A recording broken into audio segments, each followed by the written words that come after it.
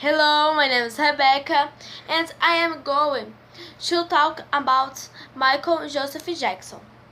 Michael Jackson was born in August 29, 1958, in Gary, Indiana, USA. So, Michael was American. Jackson was the biggest singer of all time.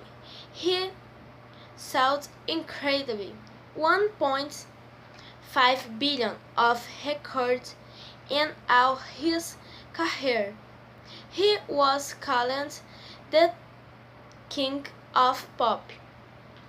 He was the best artist and received many awards.